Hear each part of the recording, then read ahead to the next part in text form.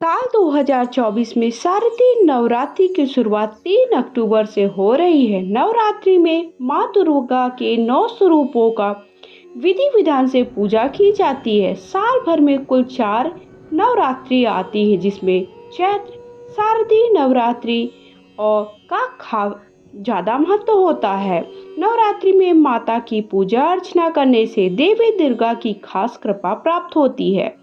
माँ दुर्गा की सवारी तो शेर है, लेकिन वह धरती पर अलग अलग सवारी पर आती हैं। इस बार माँ दुर्गा डोली पर सवार होकर धरती पर आएंगी। साल 2024 में शारदीय नवरात्रि की शुरुआत 3 अक्टूबर से लेकर के उसका अंत 12 अक्टूबर को होगा।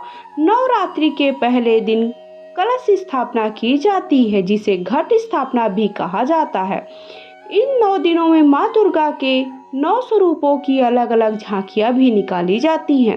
नवरात्रि के आखिरी 3 दिन बहुत ही खास होते हैं, जिसमें दुर्गा सप्तमी, दुर्गा अष्टमी और दुर्गा नवमी शामिल होती है। इस साल शारदीय नवरात्रि 3 अक्टूबर गुरुवार से शुरू होगी।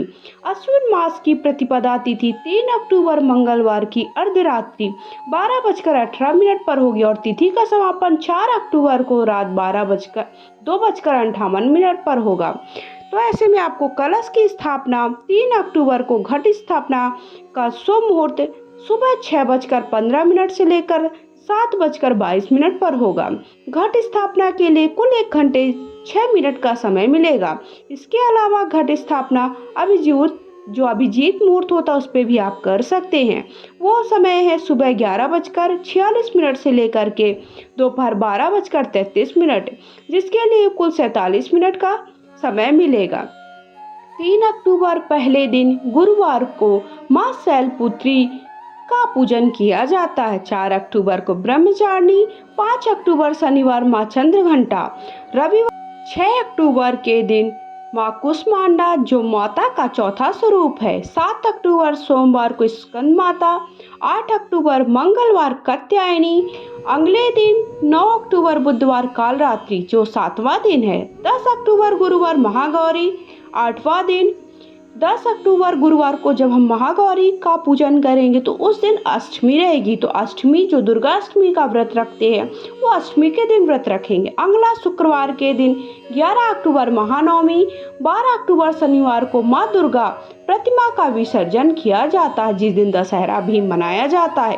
इस बार माँ दुर्गा डोली पर सवार कर आ रही हैं। माँ दुर्गा का डोली पर सवार होना अशुभ संकेत दे रहा है। यह प्राकृतिक आपदा, महामारी, देश में अस्थिरता का संकेत देती है। नवरात्रि के पहले दिन व्रती जो भी व्रत रखते हैं वो व्रत का संकल्प ले। अपने सामर्थ्य अनुसार 2-3 पूरे 9 दिन का उपवास रख सकते हैं। संकल्प के बाद मिट्टी की वेदी में जौ बोए। इस वेदी को कलश पर स्थापित किया जाता है। हिंदू धर्म में किसी भी मांगलिक काम के लिए सबसे पहले गणेश जी का पूजन किया जाता है। कलश को भगवान गणेश का स्वरूप माना जाता है।